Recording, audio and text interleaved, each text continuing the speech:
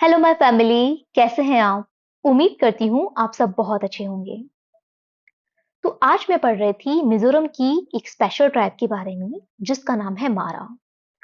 और मुझे बहुत खूबसूरत सी लर्निंग मिली। Then I thought to share with you my people. तो मारा ट्राइब की बात करते हैं। मारा ट्राइब में एक जो मैरिज होती है उसको हम बोल सकते हैं बैम्बू मैरिज या फिर साफुल लेई। इस मैरिज में होता क्या है कि वर पक्ष एक बैम्बू को एक कपड़े में लपेटकर फीमेल पक्ष को भेंट करते हैं। अगर फीमेल पक्ष ने इस चीज को एक्सेप्ट कर लिया, इट मीन्स कि they are ready for marriage.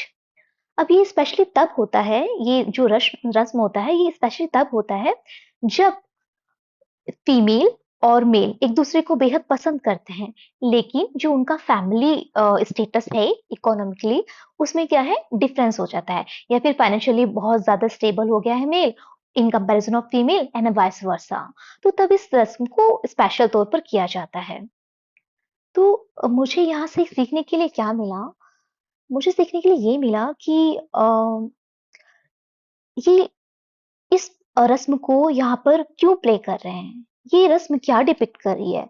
ये रस्म डिपिक्ट कर रही है कि मैरिज जो है ना, वो यूनियन है लव का, प्यार का और समझदारी का, ना कि प्रॉपर्टी का और कास्ट का। तो इस मैरिज ने अ, ये सिंबलाइज किया है कि we should choose a partner out of love and out of understanding, out of mutual trust, mutual respect, rather than on the basis of property, how much she is earning and how beautiful she is, and on the basis of caste. No, no, no, there's no need to do that.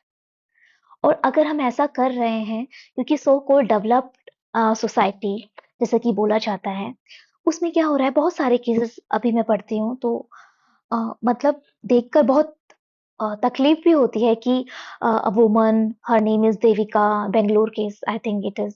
She was 24, 25-year old. She was software engineer and her partner was also engineer, and she attempted suicide within 6 months of marriage.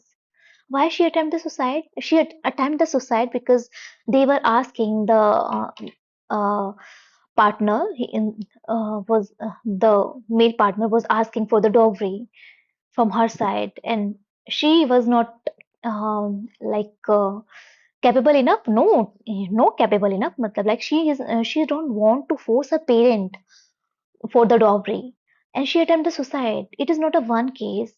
There are so many cases, and according to the NCBR, National Crime Record Bureau, from 2017 till 2020, approx 17,000 case 7,000, sorry, yeah, 7,000 cases were recorded due to dowry murder. तो मैं यही बोलना चाहती थी कि जब भी हम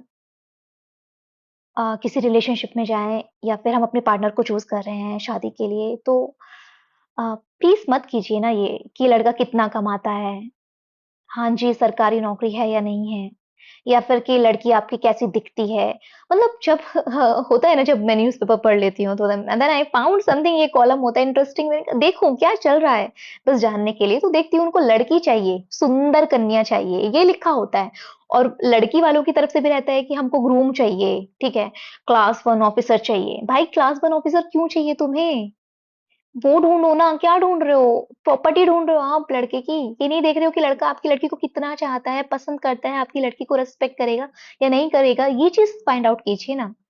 आप जो फाइंड आउट करेंगे, लेटर ऑन आपको वही मिलेगा ना। तो बहुत सारे केसेस हो रहे हैं, and drum case and so many cases are there. तो मुझे लगता है कि ठीक है, रिलेशनशिप है, इंसानियत है, इंसान को इंसान की तरह से देखिए। किसी स्टेटस पे मत जाइए, कास्ट पे मत जाइए, प्रॉपर्टी पे मत जाइए। अगर आप इन सभी चीज़ों में, कंडीशनल चीज़ों में फँसे रहेंगे, तो फिर मुझे लगता है शादी जितना ब्यूटीफुल रिलेशन है, वो उतना ब्यूटीफुल रह नहीं जाएगा।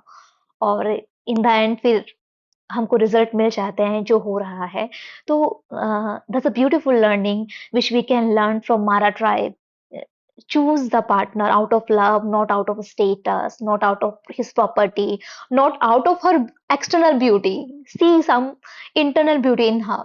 And if you will choose that, then I think the marriage would be prosper and you both people would be happy and in harmony.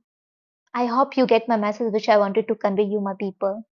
Thank you for listening me patiently, and I love you. Take care of yourself. You're precious.